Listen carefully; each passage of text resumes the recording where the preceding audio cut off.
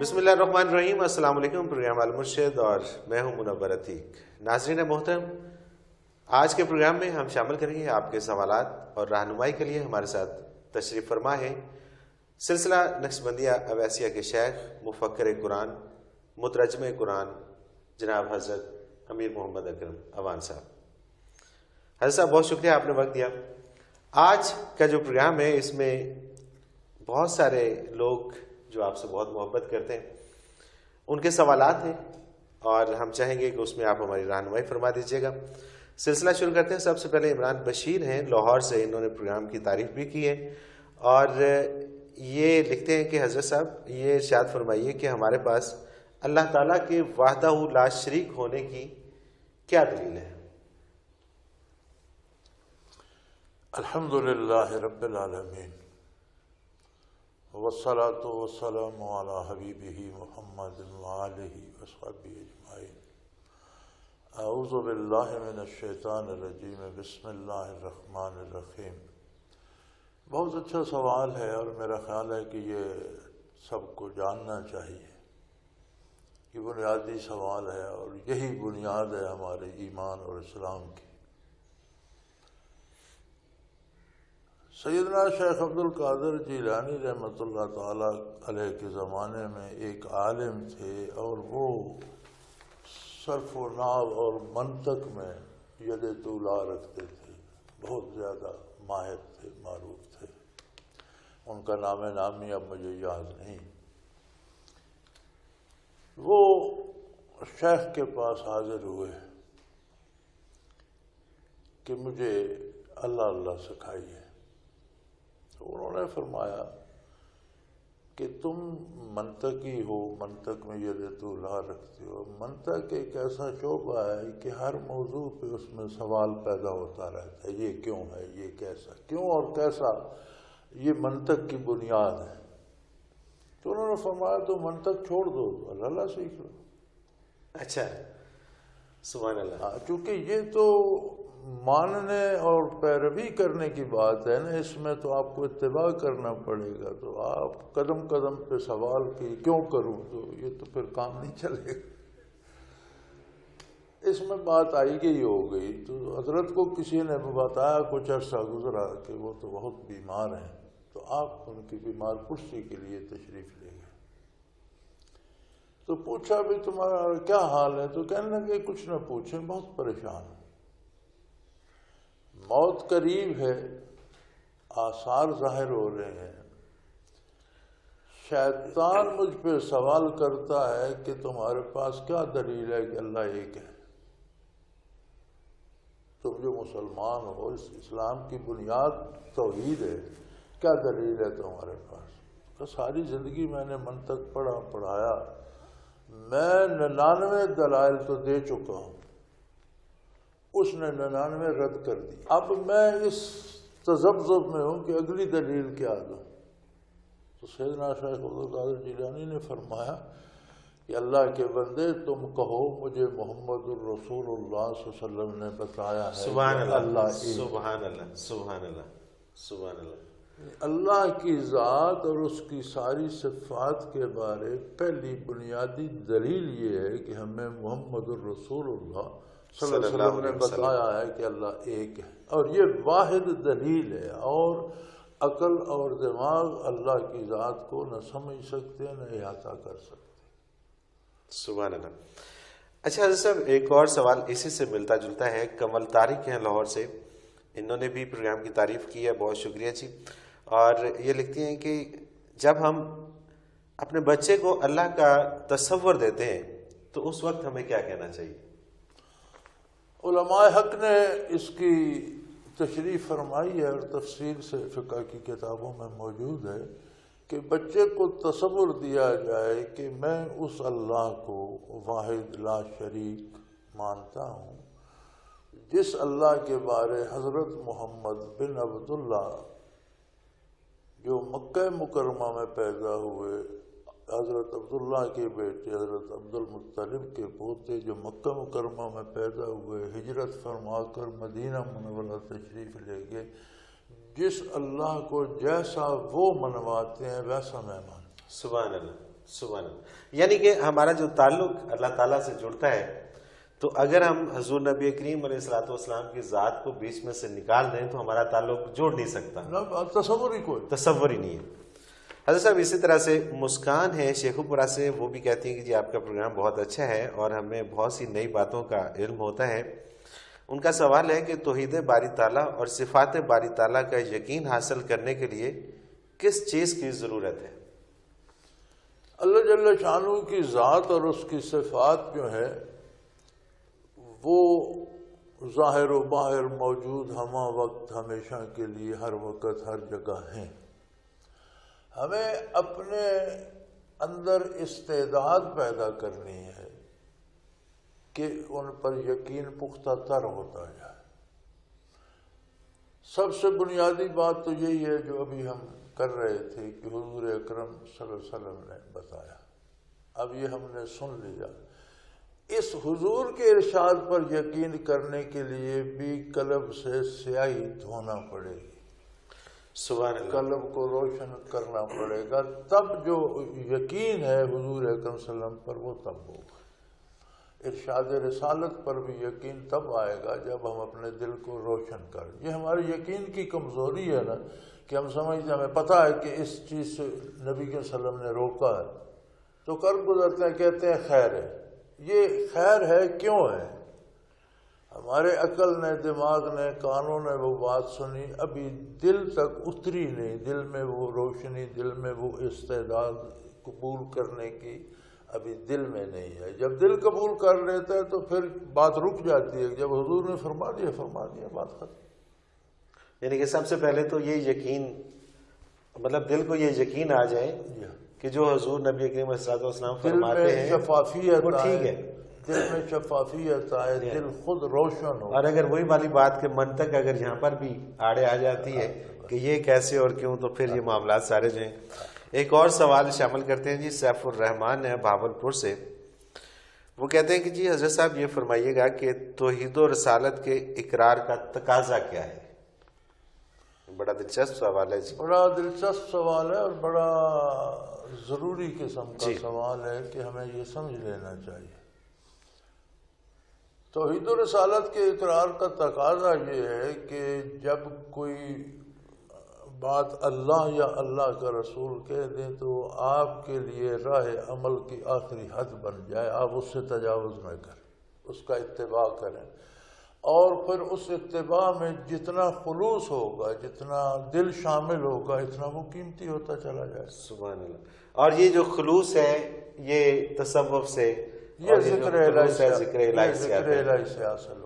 اس کا نام اس کا وہی ہے کہ اس کو انتہائی دل کو زندہ کیا جائے. دل کو زندہ کیا جائے. صاحب ایک اور سوال شامل کرتے ہیں. ناظرین اگر آپ بھی اپنا کوئی سوال ہمیں بھیجنا چاہیں تو آپ اسکرین کے اوپر نمبر ہمارا بار بار فلیش ہو رہا ہے، اس نمبر کو آپ نوٹ کر لیجئے. میں ایک بار دوہرا بھی دیتا ہوں، 0333495521 یہ نمبر ہے. اس پہ آپ ہمیں SMS کر سکتے ہیں. اور اسی طرح سے ہمارا ای میل ایڈریس ہے، وہ بھی آپ نوٹ کر لیجئے، almurshid313@hotmail.com. اس پہ آپ ہمیں ای میل کے ذریعے بھی اپنے سوالات بھیج سکتے ہیں. ایک اور سوال شامل کرتے ہیں جی کہ نواز احمد ہیں جی لاہور سے، اور ان کا سوال ہے کہ انسان کے دعوی ایمان کی پرکھ کس بات سے ہوتی ہے؟ سادہ سا جواب اس کے کردار سے. اس کے کردار سے. علماء حق فرماتے ہیں کہ ایمان ایک دعویٰ ہے. دعویٰ کوئی بھی کر سکتا ہے. میں کہہ سکتا ہوں میں بادشاہ ہوں، کوئی نہیں روکتا. اس کا ثبوت اس کا کردار دیتا ہے. کردار جو ہوتا ہے اس دعوے کا گواہ ہوتا ہے. اعمال، کردار، آپ کا جو طرز عمل ہے وہ آپ کے دعوے کا گواہ ہے. جب ہم کہتے ہیں میں مسلمان ہوں تو ہمارے اعمال اور ہمارا کردار اس کا گواہ ہے. اگر وہ اسلام کے مطابق ہے تو دعوت درست ہے. اچھا، اس میں اچھائی اور برائی یا جو بھی پیمانہ ہے وہ، لیکن اس میں ناپنے کے لیے اسلام کے طرز جو ہے، جو اس کی جو بتائی گئی راستے ہیں اس کے مطابق اس کو ناپنا چاہیے. برائی یا غلطی کا ہو جانا یہ عجیب بات نہیں. ٹھیک ہے. لیکن وہ کہتے ہیں اصرار علی الذنب، یعنی اس برائی کو بار بار کرنا، یہ اسلام کے تقاضے کے منافق۔ اچھا حضرت صاحب، ایک سوال میرے اپنے اندر سے ایک ابھی اٹھا ہے۔ ایک وہ لوگ ہیں کہ جو بہت نیک کام کرتے ہیں اور وہ کلمہ گو بھی ہیں اور وہ لوگوں کے ساتھ بھلائی کرتے ہیں، کسی کے ساتھ ناانصافی نہیں کرتے اور وہ بالکل اسلام کے اصولوں کے اوپر چلتے ہیں، لوگوں کو بڑا فائدہ پہنچاتے ہیں۔ ایک وہ لوگ ہیں کہ جو کلمہ گو نہیں ہیں، غیر مسلم ہیں، لیکن کام سارے ہی اچھے کرتے ہیں۔ وہ لوگوں کی فلاح کے لیے ہاسپٹلس بھی بنواتے ہیں، لوگوں کو ان سے کوئی شکایت بھی نہیں ہوتی ہے، لوگوں میں وہ فیم بھی ہوتے ہیں۔ ان کا کیا بنے گا؟ کافر جو ہے اس کے بارے قرآن کریم نے وضاحت کر دی، اللہ کریم کسی کا ادھار نہیں رکھتے۔ کافر کا آخرت پہ وہ یقین نہیں ہے جس کا مطالبہ اسلام کرتا ہے۔ یعنی اگر کوئی کافر مانتا بھی ہے آخرت کو تو اپنے انداز سے مانتا ہے، جیسے ہندوازم میں اواگون مان لیتے ہیں، جی مرنے کے بعد اگر نیکیاں کی ہیں تو امیر آدمی کے روپ میں آ جائے گا، نہیں تو گدھا بن جائے گا، کتا بن جائے گا، اس طرح کے تو ان کے اپنے وہ تصورات ہیں۔ جب کافر آخرت کو مانتا ہی نہیں تو آخرت میں اسے ملنا کیا ہے؟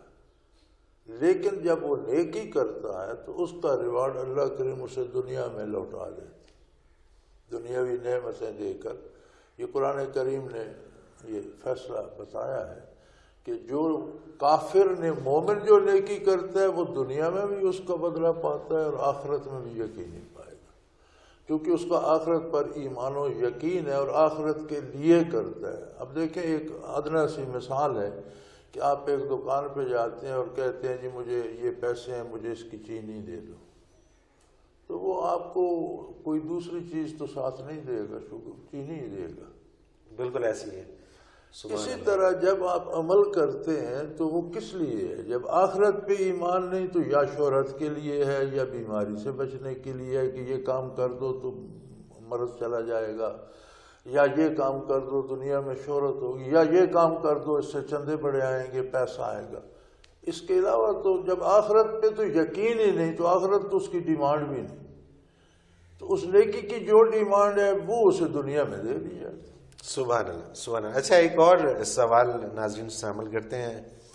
یہ نازیہ ہیں کینٹ لاہور سے، یہ لکھتی ہیں کہ حضرت صاحب آپ کے خیال میں کمال ایمان کیا ہے؟ ایمان کا کمال؟ کمال ایمان یہ ہے جی کہ خلوص دل سے اتباع رسالت کیا جائے۔ لیکن پتہ کیسے چلے گا؟ پتہ چلانے کی ضرورت ہی نہیں، پتہ تو چلے گا آخرت کو، یہاں پتہ چلا کر کیا کرنا ہے؟ ہر ایک کا خلوص کا معیار ہر فرد کا دوسرے سے جدا ہوتا ہے۔ تو پتہ تو جو جتنی ہم نیکی کرتے ہیں اللہ کی رضا کے لیے کرتے ہیں۔ اب دنیاوی مصیبتیں نیک لوگوں پہ بھی آتی ہیں، شہید صحابہ بھی ہوئے، بیمار بھی ہوئے، اعلیٰ ترین جو انسان تھے ساری افلاس بھی انہوں نے دیکھا، فاقے بھی کاٹے۔ اب یہ نیکی کا یہ مطلب تو نہیں ہے کہ اس سے حالات بدل جائیں گے، بندے نے رہنا اپنے ہی حالات میں، ہر حال میں وہ اللہ کے رسول کے ساتھ کتنا مخلص ہے اور کس خلوص سے اطاعت کرتا ہے۔ جتنا کسی کے خلوص میں گہرائی ہے اتنا اس کا ایمان، یعنی کہ عبادت میں جتنا خلوص شامل ہوگا، ذکر میں جتنا خلوص شامل ہوگا، وہی اس کا ایک ہی لفظ استعمال کیجئے، اتباع رسالت، اتباع رسالت میں جتنا خلوص ہوگا وہی کمال ایمان ہے۔ ناظرین، اور بھی سوالات ہمارے پاس آپ کے موجود ہیں اور ان تمام سوالات کے اوپر ہم رہنمائی لیں گے حضرت صاحب سے۔ ایک مختصر سا کمرشل بریک، اس کے بعد حاضر ہوتے ہیں، ہمارے ساتھ رہیے۔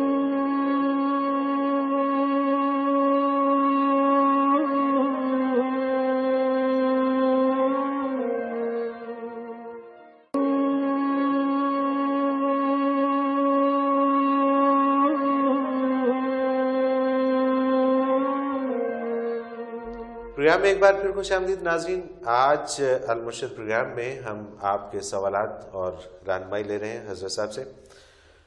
حضرت صاحب، ایک اور بڑا زبردست سوال ہے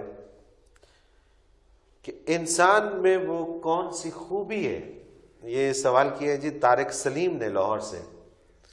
یہ کہتے ہیں کہ جی انسان میں وہ کون سی خوبی ہے کہ جس کی وجہ سے اسے اشرف المخلوقات بنا دیا گیا؟ سبحان اللہ، بہت، یہ تو سوال کرنے والے لوگ بھی صوفی ہیں. سبحان اللہ. طارق سلیم صاحب اپریشیٹ کرتے ہیں آپ کو اس سوال پہ. بہت اچھی بات ہے. زندگی کے جتنے شعبے ہیں وہ ساری مخلوق کو عطا کیے گئے ہیں، لیکن ایک بات، ایک استعداد، ایک ایسی قوت جو ذات باری کو اپنی حیثیت کے مطابق پہچان سکے، یہ صرف انسان کو ملی. مقربان بارگاہ فرشتے حکم کے تابع ہیں، حاکم کی طرف نگاہ اٹھا کر دیکھنے کی مجال نہیں رکھتے. یعنی کہ جو انہیں حکم ملے گا، حکم ملے گا حکم کی تعبیر اس کی کریں گے، اطاعت کرتے ہیں. حاکم کی طرف نظر نہیں اٹھا سکتے. دنیا کی ساری مخلوق، انسان کے علاوہ جتنی مخلوق ہے، سب اللہ کو یاد بھی کرتی ہے، اللہ کا ذکر بھی کرتی ہے، لیکن اللہ کی پہچان یا معرفت الہی کی استعداد، یہ صرف ایک انسان ہے جسے معرفت الہی کی استعداد ملی ہے، اور جو تجلیات ذاتی سے فیض یاب ہوتا ہے، اور ہر کوئی اپنی حیثیت کے مطابق اللہ کو پہچان سکتا ہے. سبحان اللہ. تو یہ واحد انسان جس کو یہ عطا ہوئی ہے، جس کی وجہ سے یہ اشرف المخلوقات ہے، جس کی وجہ سے یہ اشرف المخلوقات ہے. حضرت صاحب، انسان کو اللہ تعالیٰ نے نائب بھی تو قرار دیا ہے. نائب کا جو عام فہم مطلب ہم لیتے ہیں وہ تو لیتے ہیں کہ جب صاحب سیٹ پر نہ ہو تو اس کے تمام کام جو ہے اس کا نائب کر رہا ہوتا ہے. نہیں، یہ نائب نہیں ہے، یہ خلیفہ ہے. خلیفہ. نائب اور خلیفہ میں بڑا فرق ہے. نائب واقعی آپ کا جو مفہوم ہے وہ درست ہے. خلیفہ وہ ہوتا ہے جسے کسی کی طرف سے قائم مقام بنایا جائے، مامور کیا جائے کہ یہ کام اس طرح سے کروانا ہے اور یہ آپ کریں. یعنی یہ نہیں. اچھا پہلا تو یہ یہاں پر کہ نائب نہیں ہے، خلیفہ ہے. انسان خلیفہ ہے اللہ تعالیٰ کا. ٹھیک ہے. نائب کا جو تصور ہوتا ہے وہ یہ ہوتا ہے کہ جس کا نائب ہے اس کی عدم موجودگی میں اس کے سارے کام کرے. خلیفہ کے لیے عدم موجودگی ضروری نہیں ہے. ٹھیک ہے. خلیفہ کے لیے یہ ہے کہ کوئی ہستی جس کا وہ خلیفہ ہے وہ اسے نامزد کرتی ہے کہ فلاں جگہ بیٹھ کر فلاں جو کام ہے وہ اس طرح کرواؤ. وہ اپنی مرضی سے نہیں کرتا، جو حکم ملتا ہے اس کے مطابق کرتا ہے. تو انسان انی جائل فی الارض خلیفہ، میں زمین پر اپنا ایک خلیفہ بنانا چاہتا ہوں. اردو کا دامن چونکہ تنگ ہے اس لیے اس کا خلیفہ کا ترجمہ نائب لکھ دیا گیا، اور وہ اس کے مفہوم پھر بدل گئے. مفہوم دوسرا چلا گیا. ناظرین، سوالات کا سلسلہ جاری ہے. اگر آپ بھی اس پروگرام میں شامل ہونا چاہیں، اگر آپ بھی اپنا کوئی سوال ہمیں بھیجنا چاہیں تو ہمارا فون نمبر آپ نوٹ کر لیجئے 0333 4955 اس پہ آپ ہمیں SMS کر سکتے ہیں. آپ ای میل ایڈریس ہمارا نوٹ کر لیجئے almurshid313@hotmail.com. اس پہ ہمیں آپ ای میل کر سکتے ہیں. آپ کے سوالات بھی ہم اس پروگرام میں شامل کریں گے. حضرت صاحب، ایک اور سوال ہے. زاہد احمد ہیں ملتان سے. یہ لکھتے ہیں کہ حضرت صاحب یہ ارشاد فرمائیے کہ تعلق باللہ استوار کرنے کا واحد راستہ کیا ہے؟ اللہ خالق ہے اور وراء الوراء ہے حدود کی قیود سے. انسان مخلوق ہے، محتاج ہے. اب خالق اور مخلوق میں کیا رشتہ ہو سکتا ہے؟ ایک لامحدود ہے، ایک محدود ہے. مخلوق ہے، وہ خالق ہے. خالق اور مخلوق میں ایک ہی رشتہ ہے، وہ رشتہ ہے ایمان و یقین کا. ایمان نصیب ہو تو پھر اس کو دل میں بسانے کا کہ ہمہ وقت اللہ کو یاد کرتا رہے. یہ ایک واحد راستہ ہے اللہ سے تعلق رکھنے کا. یعنی کہ ذکر میں ہر وقت اپنے آپ کو مشغول ذکر دوام، الذین یذکرون اللہ قیاما وقعودا وعلی جنوبہم، کھڑے ہوں، بیٹھے ہوں، لیٹے ہوں، سو رہے ہوں، جاگتے ہوں، ہر حال میں اللہ کا ذکر، یعنی کہ اللہ کا ذکر اگر آپ کرتے رہیں گے تو اس سے آپ کا تعلق اللہ تعالیٰ سے جڑا رہے گا۔ ایک اور اسی سے ملتا جلتا حضرت صاحب سوال ہے، رفاقت طلبی ہیں، یہ راولپنڈی سے لکھتے ہیں کہ عشق الہی کی سب سے بڑی علامت کیا ہے؟ کامل اطاعت، کامل اطاعت، یعنی کہ بات پھر وہیں پہ آتی ہے کہ خلوص کے سے ساتھ اتباع کرے گا، اطاعت کرے گا تو پتہ چلے گا کہ یہ کسی کا بندہ ہے، یہ اپنی مرضی سے کچھ نہیں کرتا، کسی کے کہنے سے کرتا۔ یعنی کہ اگر اس کی نظر میں کوئی صحیح ہے اور غلط ہے، لیکن اس کو اپنی مرضی نہیں چلانی ہے، اس کو یہ دیکھنا ہے کہ آقا کریم نے کیا فرمایا ہے اور اس کے مطابق یہ صحیح ہے یا غلط ہے۔ اسی طرح سے ایک اور بھی شاید اسی سے ہی ملتا جلتا سوال ہے، نعیم مولوی صاحب ہیں کراچی سے، یہ لکھتے ہیں کہ جی اپنے عمل کی درستگی کو ہم کس پیمانے سے ناپ سکتے ہیں کہ ہم درست عمل کر رہے ہیں؟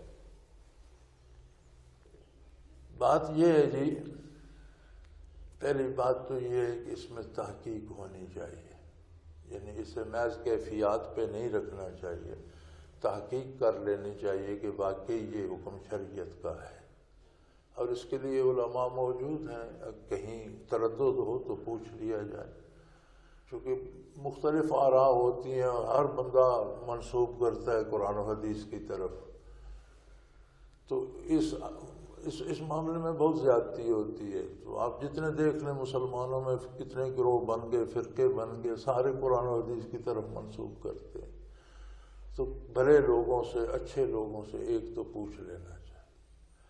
پھر اگر دل میں نور ہو، دل میں روشنی ہو، تو اس سے اطمینان حاصل ہوتا ہے، اور اگر وہ چیز عمل صحیح نہ ہو تو دل میں کھٹ رہ جاتی ہے کہ یہ میں نے کیا کیا، صحیح ہے بھی یا نہیں۔ تو اس کے لیے بھی پھر بات وہی آتی ہے کہ دل زندہ چاہیے، جس میں فیلنگ ہوں، محسوس کرے، اچھائی برائی کی تمیز کر سکے، کیفیات ہوں جس کے اندر، اور وہ دل کی انتہائی گہرائی وہ زندہ ہونی چاہیے۔ حضرت صاحب صرف اس میں نہیں رہنا، تحقیق بھی کرنی ہے۔ حضرت صاحب میرا ایک سوال یہیں پہ اسی آپ کے جواب سے ایک سوال نکلا ہے، قرآن پاک ایک ہے اور قرآن پاک وہی ہے جیسے نازل ہوا، اس میں نہ زیر نہ زبر، کسی چیز کی رد و بدل کوئی نہیں ہے، سیم ہے، پھر یہ فرقہ بندیاں کیوں ہیں؟ گزارش یہ ہے برخوردار کہ قرآن کریم ایک ہے، اللہ کا رسول بھی ایک ہے، اور قرآن کا صرف جو متن اور من جانب اللہ آیات نازل ہوئی صرف وہ پہنچانا فرائض نبوت میں نہیں، بلکہ ان کی تشریح اور تعبیر وہ بتانا بھی فرائض نبوت میں، ٹھیک ہے، لِتُبَيِّنَ لِلنَّاسِ مَا نُزِّلَ إِلَيْهِمْ، یہ بھی آپ کے فرائض میں ہے کہ لوگوں کو اس کی تشریح بتائیں کہ جو نازل ہوا ہے اس کا مطلب کیا ہے، ان سے اس کا کیا تعلق ہے، اور وہ بھی انہوں نے جو فرمایا وہی فرمایا، وہ جو حضور نے فرمایا۔ تو حضور کے پہلے شاگرد صحابہ کرام ہے، قرآن اور دین ہمیں وراثت میں ملا ہے، اس میں توارث ہے، ٹھیک ہے، نبی کریم سے صحابہ نے لیا، ان سے تابعین، تبع تابعین، یوں ہی نسل در نسل ہمیں وراثت میں ملا ہے، آج نہیں ہم نے بنایا، اس میں توارث ہے۔ تو جو تعبیر حضور نے بتائی اور اس پر صحابہ نے عمل کیا، اگر وہ لی جائے تو فرقے بندیاں نہیں ہوتی۔ ٹھیک ہے، یہ فرقے بندیاں کہاں سے شروع ہوئی؟ فرقے بندیاں یہاں سے شروع ہوتی ہیں جہاں ہم نے گرامر اور منطق اور صرف و نحو کے زور سے اپنی مرضی کے معنی کیے۔ اچھا، یعنی جو معنی حضور نے صحابہ کو بتایا تھا اسے چھوڑ کر ہم نے کہا جی یہ گرامر کے لحاظ سے یوں ہے، یہ صرف و نحو کے لحاظ سے یوں ہے، اس کا یہ مطلب بھی ہو سکتا ہے۔ یعنی کہ جو آپ نے فرما دیا اس پہ یقین نہیں کیا، اپنے طور پہ تعبیریں کی، اور وہی منطق کی طرف جب میں نے تعبیر کی تو آپ بھی کر سکتے ہیں، پھر کوئی اور بھی کر سکتا ہے۔ تو جتنے لوگوں نے وہ راستے اپنائے اتنے گروہ بنتے گئے، فرقے بنتے گئے۔ اب آپ دیکھ لیں ہر فرقہ قرآن کی آیت تو وہی پڑھتا ہے، یہ نہیں، یہ فرقے ان دا اینڈ ختم ہو جائیں گے یہ کامن ساری چیز ہو جائے گی، کیا ہوگا؟ اس کی انتہا کیا ہوگی؟ یہ فرقوں کو تو باطل فرقوں کو بالآخر ختم ہونا ہے، بالآخر ختم ہونا، دنیا کا کیونکہ تحقیق میں جو آپ نے فرمایا نا، تحقیق میں ایک سب سے بڑی جو رکاوٹ پیش آتی ہے وہ یہ بھی آتی ہے کہ ایک فرقے کے پاس جاتے ہیں وہ اپنے دلائل دیتا ہے، دوسرے کے پاس جاتے ہیں وہ اپنے دلائل دیتا ہے، تیسرے کے پاس کسوٹی ہے نا جی کہ کیا یہ بات اسی طرح حضور علیہ الصلوۃ والسلام نے صحابہ کرام کو سمجھائی تھی جس طرح آپ سمجھا رہے ہیں؟ سبحان اللہ. یعنی کہ یہ ضروری چیز جو ہے نئی مولوی صاحب وہ یہ ہے کہ آپ خود تحقیق کریں، اور پھر تحقیق صرف ان کے کہنے پہ اس کو یقین نہ کریں، بلکہ وہ آپ تاریخ کو بھی پڑھیں اور آپ وہ سارا کچھ خود بھی پڑھیں تاکہ آپ کو پتہ چلے کہ یہ ایز اٹ از ہے یا نہیں ہے. زر نگار صاحب ہیں جی کراچی سے، یہ لکھتے ہیں کہ جی حضرت صاحب آپ کا پروگرام بہت کامیاب جا رہا ہے اور ہمیں بہت ساری نئی باتیں پتہ چلتی ہیں. یہ فرمائیے کہ عبادات سے کیا مراد ہے اور اس کا تعلق کس چیز سے ہے؟ عبادت ہر وہ کام عبادت ہے جو نبی کے وسلم کی اطاعت کے دائرے کے اندر ہو. عبادات دو طرح سے ہیں، ایک تو فرائض ہیں، مخصوص ہیں، جو ہم انہی کو نماز روزے کو عبادت سمجھتے ہیں. نہیں، ہر وہ کام عبادت ہے جو اطاعت پیغمبر کے دائرے کے اندر ہے. ٹھیک ہے. اب اس میں ہر شخص کا خلوص اپنا اپنا ہے، سب کا ایک جیسا نہیں ہو سکتا. جس کا جتنا خلوص ہے اتنی اس کی عبادت. یعنی کہ اگر ہم روٹی روزی کے لیے نکلتے ہیں اور ان اصولوں کے مطابق نکلتے ہیں جو آقا کریم علیہ الصلوۃ والسلام نے وضع کی ہیں، تو وہ بھی عبادت میں شامل ہوتا ہے. وہ بھی عبادت ہے، بلکہ حضور اکرم صلی اللہ علیہ وسلم کا ارشاد عالی ہے کہ مومن رزق حلال اپنے بچوں کو کھلاتا ہے، تو بچوں کو کھلانا بھی عبادت ہے. اس پر عرض کی گئی یا رسول اللہ بچوں کا نان و نفقہ تو اس کے ذمہ ہے، فرض ہے اس پر. تو فرمایا تو فرض کی ادائیگی عبادت ہوتی ہے. سبحان اللہ، سبحان اللہ. یعنی اگر اس پر فرض ہے اور وہ فرض پورا کرتا ہے تو عبادت ہے. ایک سوال اور شامل کر لیتے ہیں. زاہدہ جاوید ہیں راولپنڈی سے. ان سے پہلے عدنان صاحب ہیں جی کراچی سے. ان کا سوال ہے کہ دعا کی قبولیت کی بنیادی شرط آپ کیا قرار دیں گے؟ یعنی کہ جو بنیادی شرط ہے دعا کی قبولیت کی، وہ کیا ہے؟ میرے بھائی گزارش یہ ہے، نبی صلی اللہ علیہ وسلم کا ارشاد ہے کہ مخلوق کو پیدا کرنے سے پہلے مخلوق کے امور طے کر دیے گئے اور سیاہی خشک ہو چکی. یعنی اللہ کریم نے پورا نظام بنا کر فیصلہ کر دیا. اب اس میں تبدیلی میری اور آپ کی رائے سے ممکن ہے. ٹھیک ہے. اب ہم دعا کرتے ہیں وہ کام ہو جاتا ہے تو فرماتے ہیں علماء کہ یہ بھی تقدیر میں، یعنی جب فیصلے کیے گئے تو یہ بھی لکھا گیا کہ میرا فلاں بندہ یہ دعا کرے گا، اس کے مطابق یہ کام ایسا ہو جائے گا. تو دعا کی حقیقت اور اصل دعا کی یہ ہے کہ ہمیں اللہ کریم سے شرف ہم کلامی نصیب ہو جائے. سبحان اللہ. ایک بندہ ہے براہ راست رب العالمین سے دست بستہ خطاب کر رہا ہے، گزارشات پیش کر رہا ہے، درد دل کہہ رہا ہے. تو یہ جو شرف ہم کلامی ہے جس کی لذت سے ہم نا آشنا ہیں، آشنا ہوتے تو ہمیں یہ فکر نہ ہوتی کہ دعا کے نتیجے میں کیا ہوا. اسے چھوڑو یار، بات کرنے کا موقع تو مل گیا. یہ بذات خود صرف خود کھڑے ہو کے ہمیں محبت ہوتی ہے کے آگے کھڑے ہو کے التجا کرنا. کسی سے محبت ہوتی ہے، محبت والدین سے بھی ہوتی ہے، اولاد سے بھی ہوتی ہے، بہن بھائیوں سے بھی ہوتی ہے، دوستوں سے بھی. تو ہم چاہتے ہیں کہ وہ یہ کام کرے، تو ہم اس سے 15 منٹ 20 منٹ بات کرتے ہیں، موبائل پہ کرتے ہیں، ٹیلی فون پہ کرتے ہیں، کسی طرح کرتے ہیں، کوئی رابطہ بن جاتا ہے.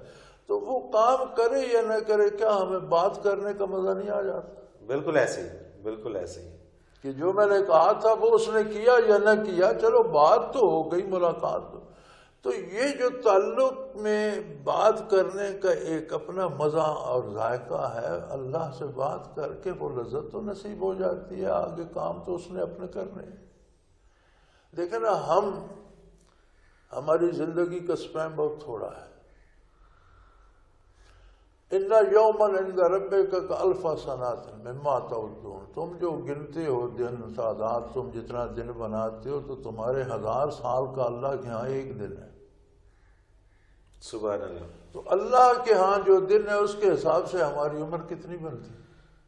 तो चंद घंटे बनती है, चंद घंटे बनती है। और वो भी अगर 100 साल जिए तो आप देख लीजिए कि वो 2 घंटे की। तो हमने 2 घंटे रहना है, हमारा विजन भी महदूद है, हमारी सोच भी महदूद है, चीजें रिलेटेड हैं दुनिया की सारी एक दूसरे से। एक को आप हिलाते हैं तो कायम क़यामत तक के जो उमूर हैं वो इधर उधर होते हैं।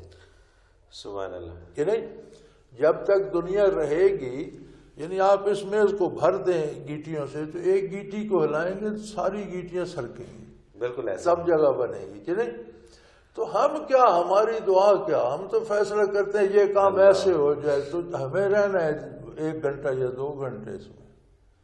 रब्बुल आलमीन ने उसे क़यामत तक के लिए चलाना है, वो जानता है किस हरकत का नतीजा क्या होगा, किसको नफ़ा होगा, किसको नुकसान होगा, किसको नुकसान देना है, किसको नफ़ा देना है। अल्लाह अकबर, अल्लाह अकबर। दुआ असल ये है कि आप अल्लाह से बात तो कर रहे हैं, अल्लाह से बात तो कर रहे हैं। अदनान साहब, आपने बड़े तफसील से ज़ाहिर है कि आपको अज़हर साहब ने इस हवाले से ब्रीफ किया, और ये वाकई बहुत बड़ी बात है कि इंसान जब उस दर पे जाके खड़ा होता है और फिर जिस तरह से वो इल्तिजा करता है और फिर जिस रब करीम से उसका राब्ता होता है, तो ये राब्ता एक बहुत बड़ी चीज़ है।